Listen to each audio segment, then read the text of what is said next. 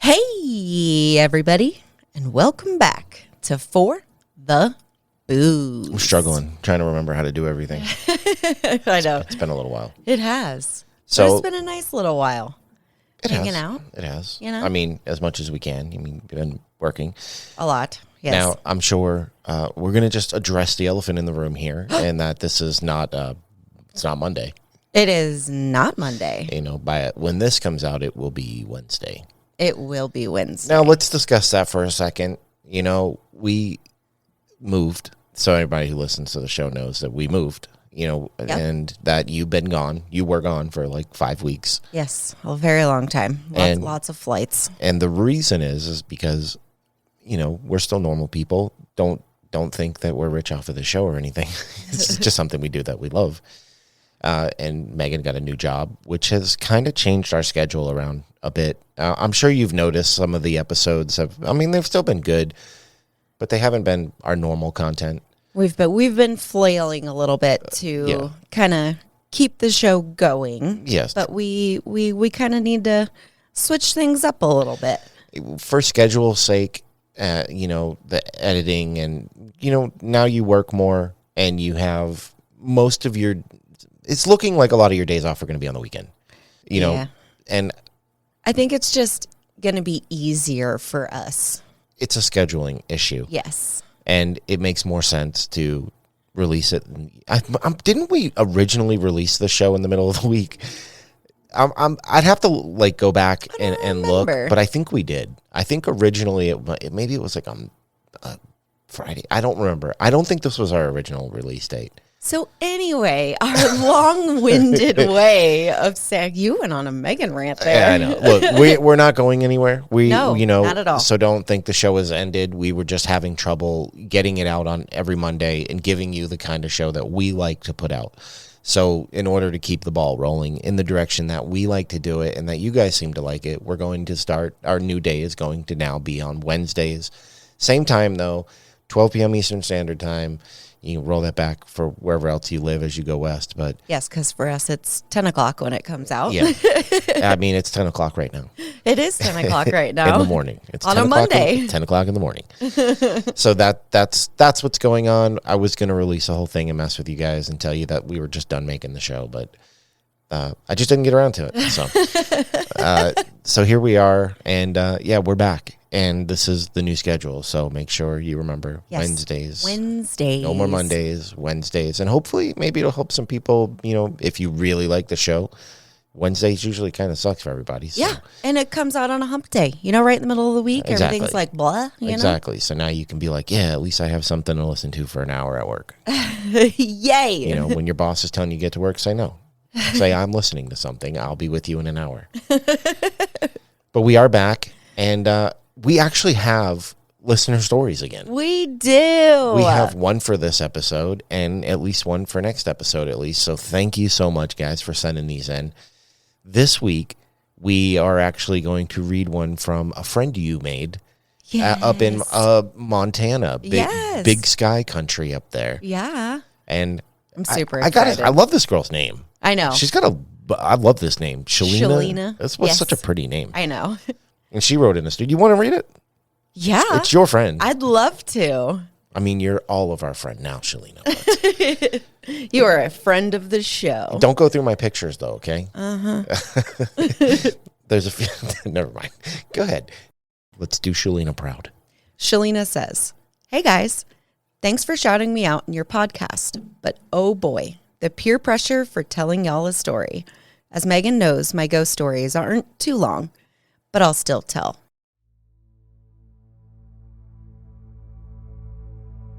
I can't remember the exact day it was, but I woke up one night and I heard my stepson crying.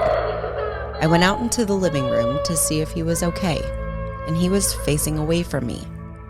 I walked up and asked what was wrong, and he just kept crying.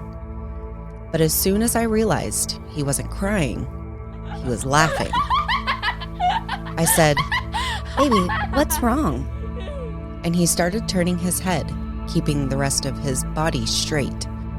And when he looked at me, I had instant chills.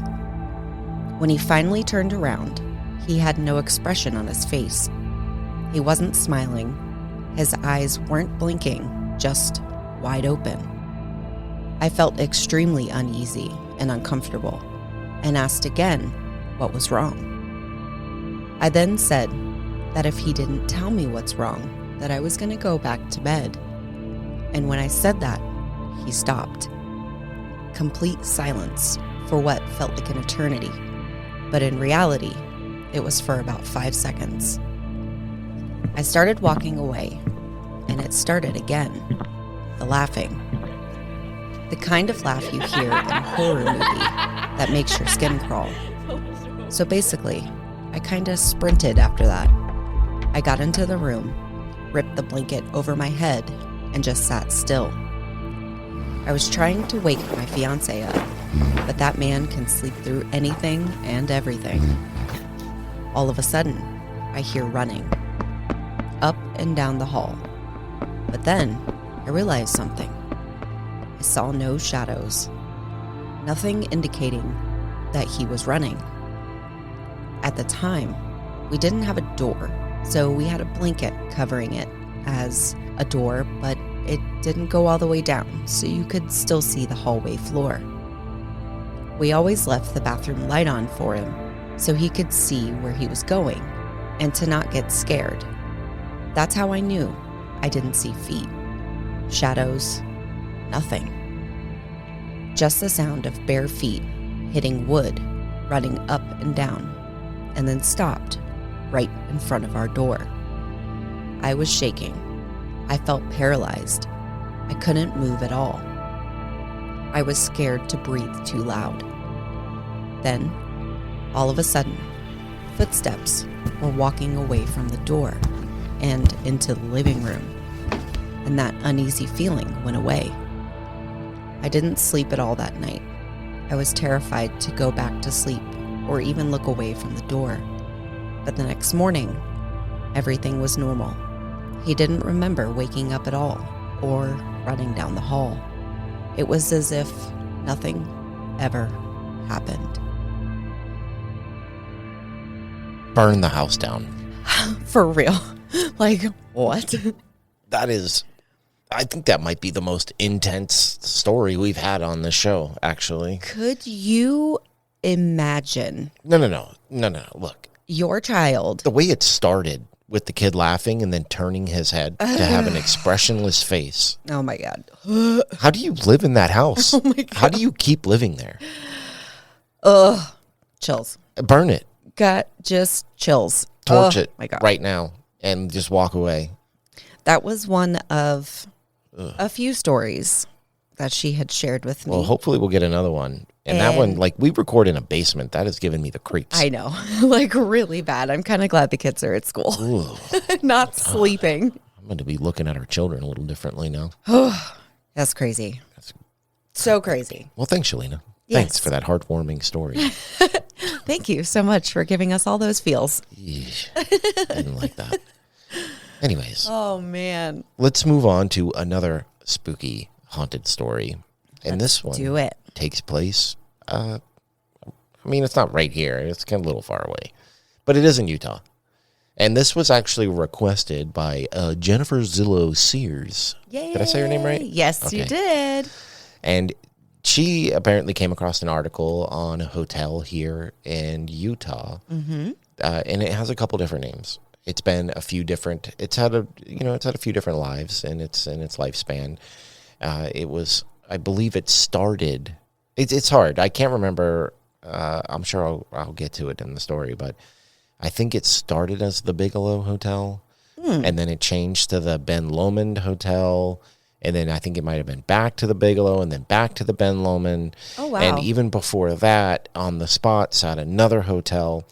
So this thing has really gone through the changes. Yeah, it's gone through a lot in its time. So, but there's some interesting things about it, and I thought this would make a pretty interesting story. So, yay, we are back to locations. That's right. Oh, super excited. that's right. Yeah. Man. Halloween was interesting. I mean, it was good, though. I did like it. But it was good doing something different, but I think we definitely enjoy the location. We do. And then, things like that. I'm sorry then, because next week we're not doing a location. Oh. We're doing something else. That is very interesting, though, I will say. It is very interesting.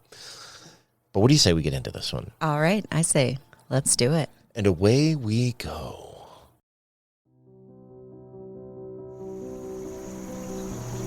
Originally named Fort Buenaventura, Ogden was the first permanent settlement by people of European descent in what is now Utah.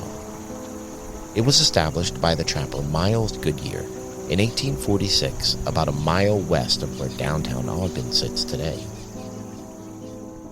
In November 1847, Captain James Brown purchased all the land now comprising Weber County, together with some livestock and Fort Buenaventura for $3,000, equivalent to $94,000 in 2022.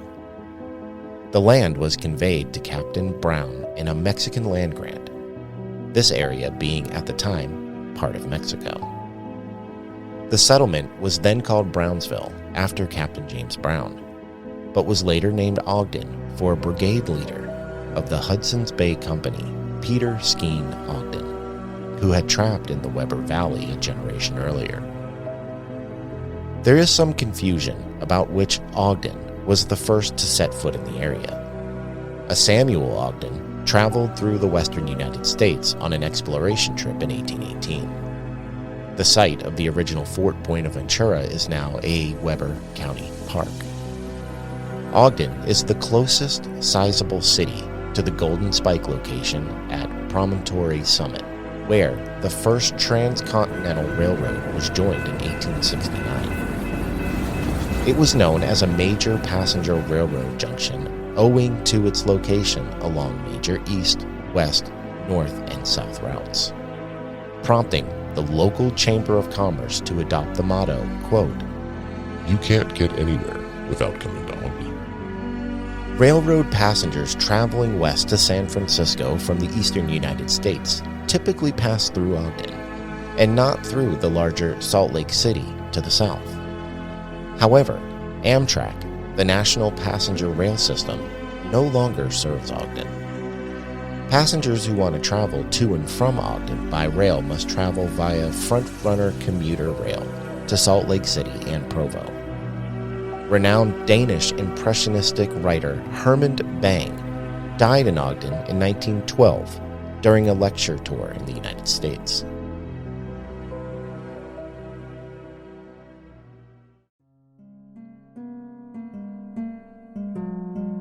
In 1972, the Church of Jesus Christ of Latter-day Saints completed construction of and dedicated the Ogden, Utah Temple in Ogden. The temple was built to serve the area's large LDS population. In 2010, the LDS Church announced they would renovate the Ogden Temple and the adjacent tabernacle. The work began in 2011, included an update to the exterior, the removal of the tabernacle's steeple to make the temple steeple a main focus, and a new underground parking garage and gardens. The temple was rededicated in 2014. Because Ogden had historically been Utah's second largest city, it is home to a large number of historic buildings. However, by the 1980s, several Salt Lake City suburbs and Provo had surpassed Ogden in population. The Defense Depot Ogden, Utah operated in Ogden from 1941 to 1997. Some of its 1,128 acres have been converted into a commercial and industrial park called the Business Depot of Ogden, colloquially known as the BDO.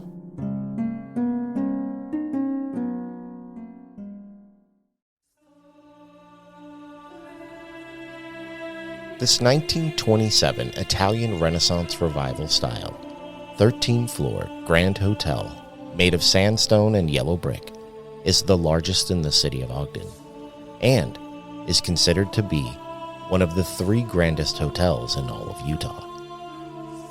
It sits on 1.6 acres, straddling the corner lot, and is seen all the way down 25th Street to the railroad station. Unfortunately, it wasn't restored to its original splendor because of the prohibitive cost to do so, but has been updated for the modern guest that has kept her doors open. The modern renovations were done before it was placed on the National Register of Historic Places in 1990. It was done by private dollars, with no help from any preservation group or state grant. Now, the writer of this article and their companion were disappointed by the modernization of the lobby and the cheap 1980s doors that were found on the guest rooms. But they still saw traces of its original artistic treasures, such as the ceiling on the first floor and the wonderful wooden bar in their bar cafe area. Some of the other floors and all of the ceilings were restored. The crystal ballroom is still very stunning with its crystal chandeliers. The elevator has its original decor, which is wonderful. The outside has been beautifully maintained in its original terracotta style that is highly ornamented, especially on the sides that face 25th Street. Fancy dentiles are along the top, and the elaborate brickwork is beautiful also. Restoring the outside of this hotel must have been very expensive, but they say they did a beautiful job. Their bar cafe that sits right on the intersection corner, serving beer on draft and has wonderful food.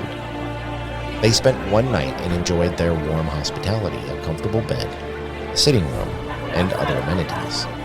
They go on to say furniture in the room was modern, but comfortable, and that the room was very nice and quiet.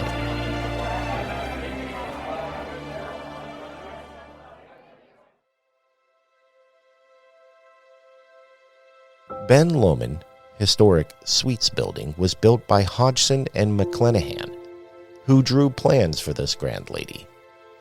When it opened in 1927, it was called the Bigelow, named for local banker Archie P. Bigelow. It was built on the site of another 5-story hotel named the Reed Hotel in 1891. The Bigelow was the dream project of businessman A. Peary, who formed a corporation with 300 shareholders to cover the $1,250,000 price tag for this artistic, grandiose symbol of the influx of wealth that the city of Ogden had been blessed with in the 1920s. Each public room had a different theme, with a decor to match. The coffee shop was given an Arabic-style decor. The palace ballroom was Florentine. The business club room had a Spanish design. The English room was a wood-paneled, inspired by a room in Bromley Castle. The Shakespeare room had the jewel of the hotel decor-wise, murals painted by local artist LeConte Stewart. LeConte was a well-known Mormon artist who excelled in painting landscapes of Utah. 1 year after its 1928 opening, the Bigelow Hotel was chosen to host the Western Democrats Convention, where Alfred E. Smith became the candidate. It was covered in the October 3, 1927 issue of Time magazine. After the market crash in 1929, rich guests dwindled, and parts of the hotel wound up being used for long-term stays, boarding at a lower price. What a drop in class this was after starting off on such a high note. This brought in the criminal element, who found a use for the tunnel that was built underground, running from the Bigelow down 25th Street to the railroad. In the 19th century American towns, an underground tunnel was often built so commercial and business traffic could continue even during inclement weather. While legal goods and upstanding citizens from the train were brought up the tunnel to the hotel during the day, drugs, alcohol, and prostitutes were brought into the hotel through this tunnel during the evening hours.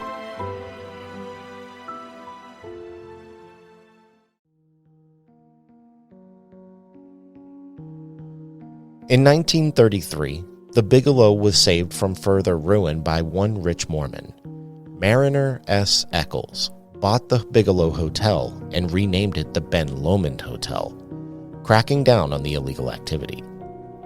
The Lomond Hotel served its guests through the 1930s, 40s, 50s, 60s, and even up to the early 1970s, when a new recession began.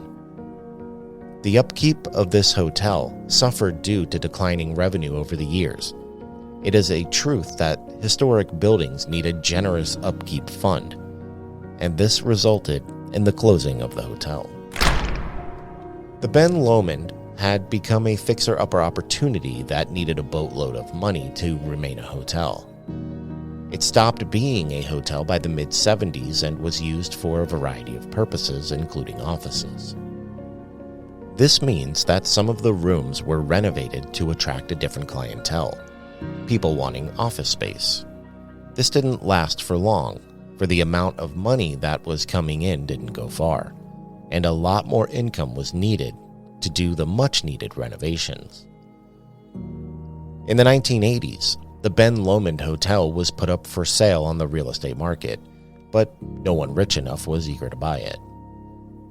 City officials and developers were pushing for its date with the wrecking ball because it sat on a valuable piece of property and was an eyesore that no one wanted. This was in their history, to tear down old buildings for something new. The 1891 Reed Hotel was torn down in 1926 to make room for the Bigelow Hotel.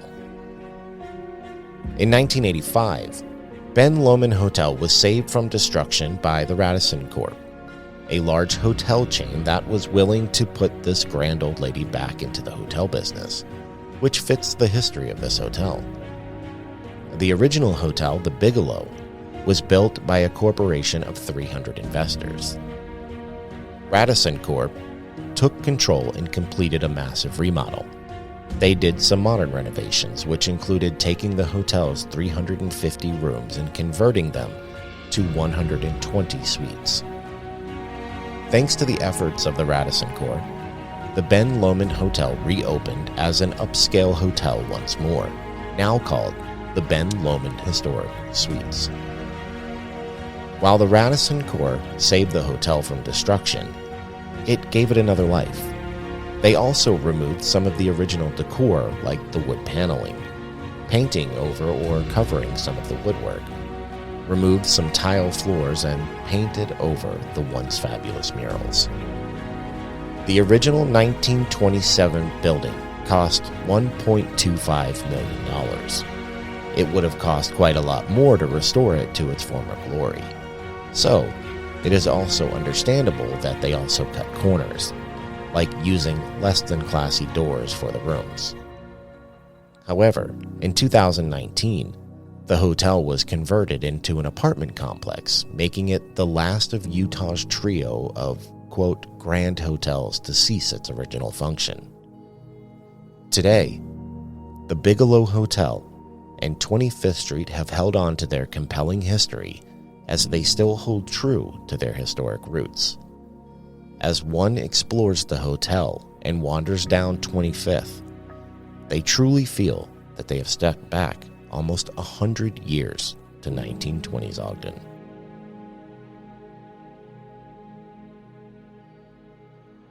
Oh, wow. So the hotel has been around for over 100 years now. Yeah. And I'm new to Utah. Yeah. So I've never heard of this, Utah's grand hotels. But when I started doing, looking into this place, I realized that's a thing that I guess because we're from the East Coast, we just don't know much about this side of the country. Right. And I guess, but this was like a hot spot. And Ogden was basically, back in that day, was the Salt Lake City of its time, or the Provo of its time. We live close. We've been to Provo. Yep. So they've kind of switched places, but it's a stark contrast from what I'm used to, because I'm originally from New England, where they tear nothing down and literally everything just keeps getting used over and over again. Old houses that were, are cool are turned into apartments. It wasn't the case here. They would just tear down and rebuild. Wow. So That's they lost, very interesting. yeah, so they lost a lot of their history. Yeah. You know what, guys? Don't get too disappointed. There are deaths and claims here, but I saved that for Megan. Things did happen in this hotel, and I'm gonna give you a little spoiler before we get into the second half. They didn't just happen here; they started happening here on opening day. What? Things from the very beginning started to happen in this hotel. So, I mean, just keep that in mind as we roll through these ad breaks.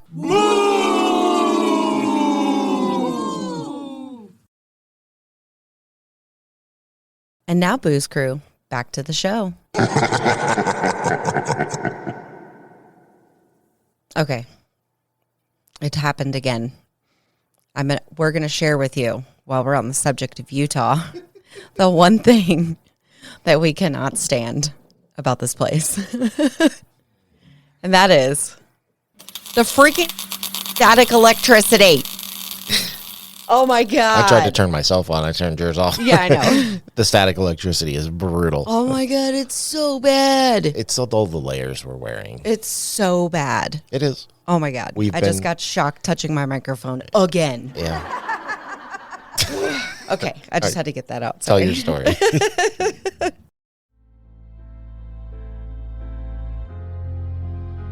Surrounded by the natural beauty of Utah and noted for its Italian Renaissance revival architecture, the Bigelow Hotel has a long history of spooky rumors, as well as legends of ghostly guests, including a mother and son who decided to stay together long after death.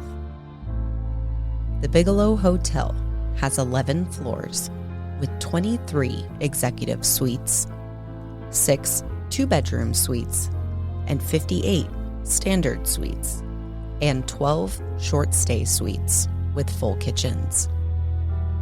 It also has event spaces for parties that can accommodate up to 300 guests. Business travelers will be happy to know that the hotel also has a business center and a teleconference service.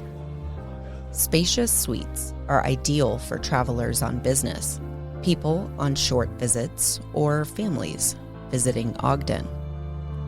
Short-stay condos with full kitchens are for people who want to experience the comforts of home while in Ogden. Mac Cool's Public Restaurant and Bar is an Irish pub-style restaurant that not only serves scrumptious lunches and dinners, but also offers HDTV sports and live Irish music. The hotel also offers packages for bridal showers, weddings, and receptions. There are rooms that can accommodate as much as 300 people, or as little as 5. The Grand Ballroom has high decorative ceilings and crystal chandeliers, which will make your wedding an unforgettable day. The hotel's wedding packages include wedding consultations, as well as basic setup and takedown of chairs and tables.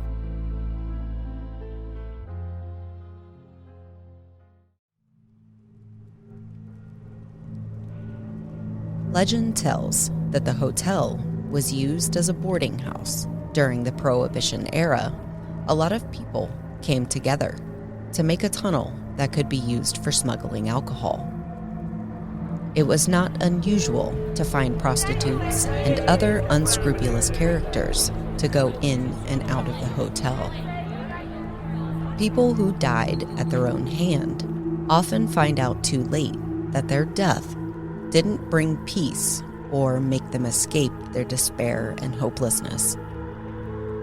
The 11th floor of the Ben Lomond Historic Suites has long attracted vulnerable people who are in fragile, emotional, and mental conditions. The 11th floor is the place of 3 suicides, 1 death from a broken heart, and an accidental, preventable death. These incidents resulted in some active manifestations.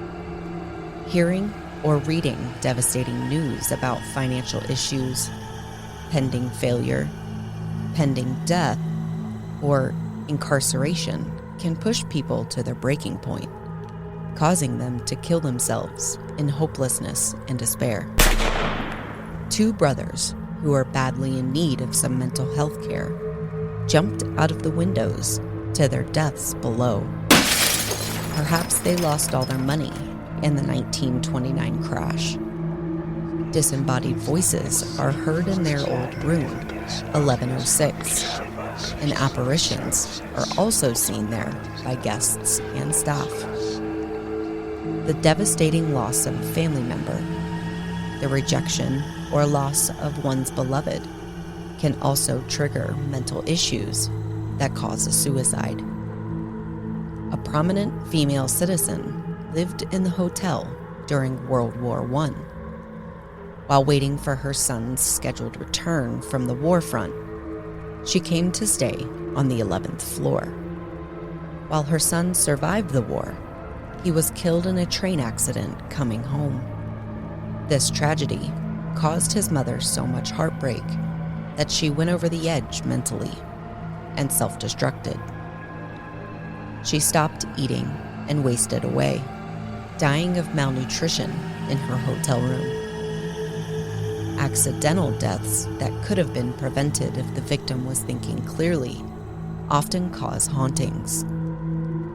A bride who probably got married or was scheduled to do so at this hotel drowned in the bathtub in room 1102. How could this happen? She apparently was alone in the suite, or else she would have been rescued in time. Scenario 1. Perhaps she had an epileptic fit and drowned that way when her new husband was out or before she was married. Or scenario 2. Her death could be related to drinking. Alcohol and a hot bath don't mix. But why would she be drinking so heavily? Perhaps she was a bride-to-be, and it was the night before she was to be married in the hotel. Perhaps she drank a lot to calm her nerves before taking an ill-fated bath where she fell asleep and drowned. Perhaps she was stood up, or they had a huge fight afterward. She may have been drowning her sorrows in alcohol and was very drunk when she stepped into the bathtub, where she drowned.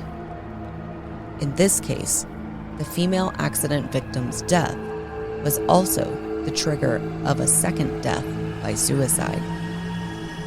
Guests who have checked into this room have reported several unusual events. They claim that water in the tub runs by itself, and guests have felt that they were being pushed by an unseen hand.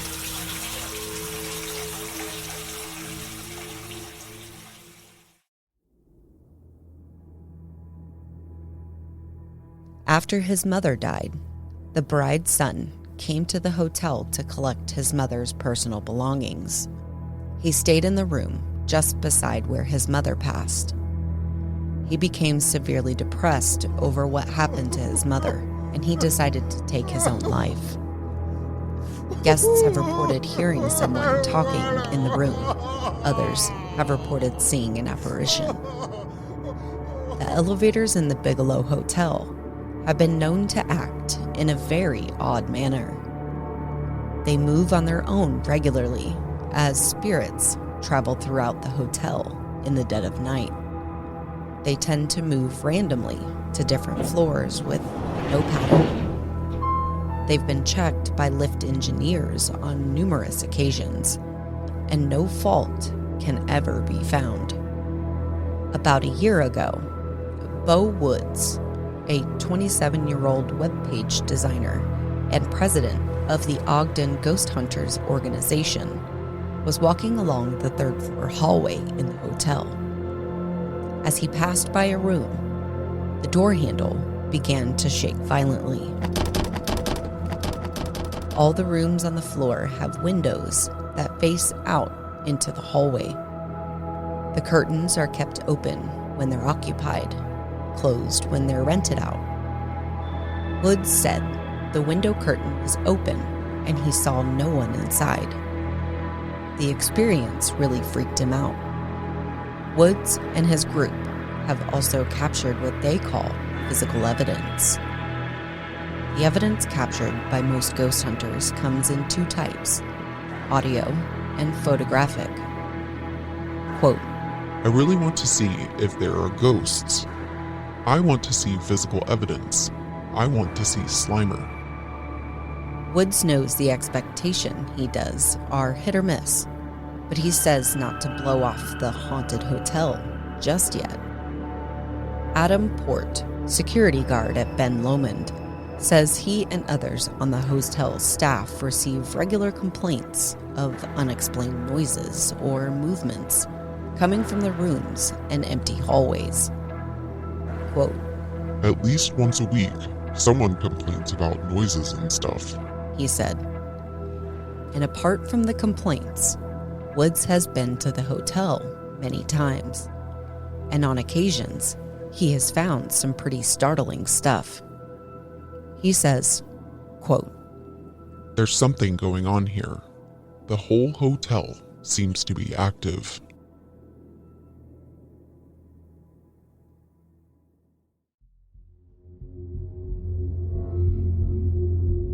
We took to the internet to find reviews from everyday people who have stayed here. While there wasn't much to be found, this is what we came up with.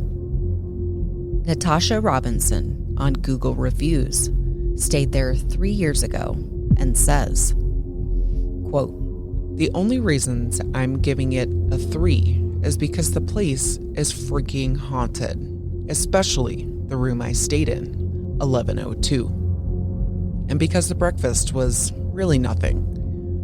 2 of the 3 nights I stayed, the juice machine was broken, and they didn't offer anything I could eat for breakfast. They did apologize, though, stating the breakfast person was unable to make it into work. I'd stay again, but hopefully with a lower price than the $150 I paid per night. I did love the huge jetted tub.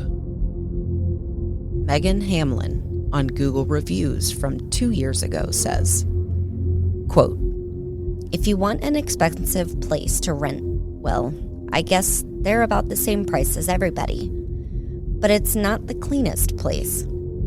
It is truly haunted. If you want to witness a ghost or two, this is the place to go. Remind you, I never believed in such a thing until one day in 2020 when all that changed.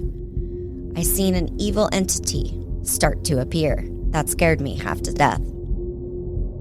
And one last review on Google from Joey DeAngus from 4 years ago says, quote, Fun atmosphere, friendly staff, comfortable room, clean, and very historically interesting.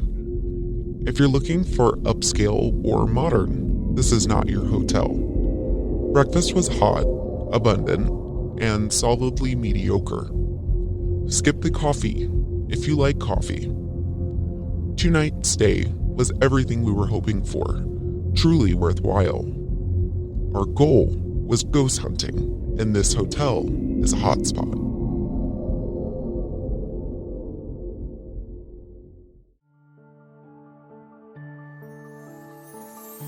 While the hotel started its life with grand intentions, it seems its starting footsteps would prove to be deadly. But why is it that people today are so divided on if it's haunted? There are very few reviews. Most of the staff doesn't seem to claim to have experiences, and a lot of people living or passing through do so without an incident. Ogden is known to be a paranormal hotspot. This isn't the only ghostly claim to fame the city has, but maybe we will save some of those for another time. So ever since the beginning of the hotel, there has been death here. And, we've covered a lot of places that it's hard to, see why they would be haunted because there never seems to be any historical, information on people dying. Mm-hmm. But this place has it. Yeah. This place has the the evidence of people who have passed away, I mean, the stories behind what, and not just why pass of away, it. but it even though there maybe there's not a million deaths here, you have what people might believe to be a murder. You have suicide. So you have different variations. Accidental, with the person falling down the elevator shaft. Families coming there to collect their belongings with Yeah. grief and sorrow, and It's wild. a lot of emotions there. And then you do have people who claim to have experiences. Now, I did look online, and you're not getting any EVPs today because I don't think this location isn't that well covered, honestly. So there's not. I mean, you can find a few YouTube videos that just basically are just doing what we're doing right now. And talk about some of the haunted history. But yeah, I mean, it's still there today. I forget I can't ever seem to like get a real like line on what it's called today. I think it's called the Bigelow Inn and Suites, but it's like an apartment building. Oh, okay. And I did look it up, and if you want to move there, I believe the going rent right now is about $1,200. Oh, it's not bad. That's not terrible. That's not bad. Yeah. That's pretty good. I mean, it's an apartment, but, Yeah. it's a nice city. From what I understand, I haven't been there, but pictures are great. And you get to live in the mountains. I highly recommend. Yes. 10 out of 10 recommend living in the mountains. Yeah, it's freaking great. It's so great. We love it here. Don't get me started. But with everything that we've heard, there's more. See, all right, I'm trying to figure out how to say this. We've covered locations with less that gave me more of an idea of how I feel than this place that has more, and I have no idea how I feel. I was like, I thought you were going to go right into asking the question. I'm like, I oh God, I thought about what, it. what am I going to say? Like, I don't know. I'm torn on this one. It's a difficult one, and there's not a lot on this location. Right. Like, I pretty much pulled from everything I could find outside for this topic anyway. I mean, there's other stuff that, because this is a historical building in this area. So, I mean, it's been talked about, but just not in the frame of being haunted. But there has been stuff that's come out. There's just not a lot. I don't think there's ever been any ghost hunts here, like any major ghost hunts here. Okay. It's not like the Bigelow Hotel is hosting events for ghost hunting like a lot of locations that we talk about. People are just maybe hearing about it and like going to do their own little thing. Yeah, like they're going to rent a room and walking around a hotel. You know? Same thing that people do at like the Stanley Hotel. Yeah. But I think the Stanley Hotel does actually offer ghost tours and stuff. Yeah, they definitely do. But I mean, the time has come that I do need to ask you. Oh, God. Is it real? So let the people know. Is it real, Megan? I don't know. That's not an acceptable answer. I know. Well, hold on. Let me go on a ramble here. Because, Megan answer. Because it's for the booze, yes. So I think with this place not having an abundance of evidence or anything like that, I think I'm going to have to go on the route with the emotional side of things and the historical side of things. Like, Wait, you're going to cry when you say it? No. Oh, you said the emotional. Not my emotional. Oh, okay. It was just the way you said it. The sorrow and the tear for Ogden. Can I finish, please? Yeah, go ahead. Thanks. You're welcome. Are you going to go? Yeah, I forgot what I was saying. Thank you. This train derails quick. Well, usually you just let me finish what I'm thinking. It's a different time of day we're recording. Different things are going to happen now. So funny. Thank you. You're welcome. So I think, the emotional and mental and I guess the traumatic things that have gone on here and the emotions that go behind it, whether it be from the people who are committing the suicides and, the family members that may be coming to pick up their personal belongings from their family member that passed away. There's a lot of emotions that go into this place. And I feel like, we've talked about before, like the emotional attachments to like the land and things like that. Mm-hmm. And I think that maybe some of that has fueled the things that happen here. Do I feel like it's crazy haunted? No. Do I think that things happen here? Yeah, there's absolutely a possibility for that. Okay. That's all I got. I don't know. I really don't know how I feel about this. You were place. right. This is our usual weekly rant. I Is know. it haunted or not? Ugh, I don't know. You said the only thing I got out of you was I don't think it's like haunted a lot. So, is it yes or no? It has potential. Amazing. So I don't know. Great. I'm going to say like a 60-40. Okay. Like 60% it could be haunted. Okay. So it's 5 slices of an 8-slice pizza. Yes. All right. We're having pizza for lunch. I'm I know. excited. I'm hungry. I know, me too. So what about you, babe? I don't think it's haunted. Okay. It's got some cool stories. Yeah. I mean, it's got some tragic stories For that sure. lead to some cool stories. For sure. I mean, it's recorded history. I mean, death happened here. People did die, and very unfortunately, in the 1920s, 30s, and stuff like that, people seem to off themselves for like economic stress a lot. Mm-hmm. So Yeah, we run into that a lot. we did this. We read the same kind of stuff at the Cecil as well. Remember, like people throwing yeah. themselves out the windows. The lady threw her baby out the window. Yeah. So it's just a thing that happened back then. I guess no matter what location we talk about, there's always potential. If you believe in haunted or hauntings and paranormal, there's always potential for anything or anywhere to be haunted. Right. But for me, the people who spend day in and day out here, like the employees and stuff, are pretty dead set on it. It's not. So Do they say it's not, or they just not talk about no, it? they just say they talk about it. They just say Okay. that they've never experienced anything. Well, because we've run into it before where, like, Yeah, the they staff don't is talk just, about it. Do not talk. Forget. I know which location you're talking Yeah, about, and I can't yeah. remember off the top of my head. Me either. But no, they say that they've just never experienced anything. I mean, Interesting. of course, you got your few who do, but it's mostly guests passing through. And for me, in my opinion, that tells me it's more of like maybe they're going there because they think it's haunted. So they're Okay. experiencing things because they want to experience things. But that's just my take on it. So, Okay. I mean, with your 60-40 and my absolute 0, I mean, there's no seal of approval. No, But, there is not this week. It is what it is. It happens. It is a very beautiful looking hotel. From what I understand, before the Radisson Corps got a hold of it, it was a way nicer. Really? Well, yeah. I mean, there was all this like turn of the century decor and stuff, and they modernized it because it's nothing against them. That's what they do. They make hotels, and Yeah. they can't be like, here, go bathe in this broken claw tub. Right.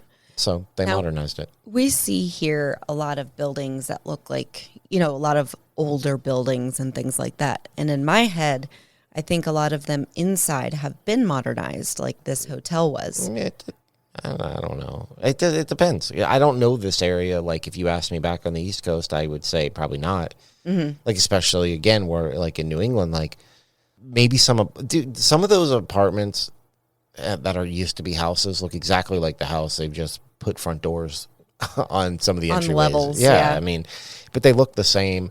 A lot of them are really run down. And even though they're run down and stuff, it's like, I'm not saying that in a bad way.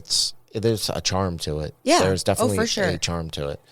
And my point in bringing that up was I went to the bank for my work, and I walked in, and there was literally like wood paneling everywhere, like the walls, the ceiling. There was like an old brass staircase, and like the vault or the safe. I mean, it was a vault. It was straight up a vault. It had like an old timey door on it. It was insane.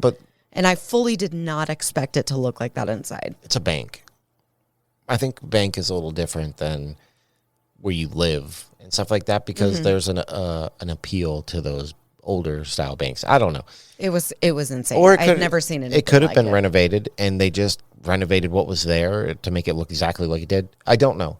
But from what I understand from reading is like the history of this place is pretty well known, like this part of the country, for tearing down historical stuff or It's kind of sad. remodeling history. Yeah, I agree. Kind of sad.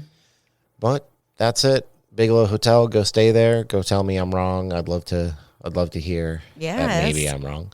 I don't even know if you can stay there now. I don't know if it's exclusively rentals now. Like I said, when you look this place up, you got to look up 2 different places. So it's a lot of back and forth. But yeah, so where can they find us? They can find us on Instagram at @forthebooze_podcast and on Facebook at @forthebooze. You can also find us on X Twitter at @forthebooze, over on YouTube at @forthebooze and some numbers. But if you look up For the Booze, you'll find us. If you are one of the few people on Blue Sky, you can look us up. We're on there now. Yay. Also, if you want to check us out on TikTok, we're on there, For the Booze. And I actually let out a little Little teaser idea of what might be coming for next week.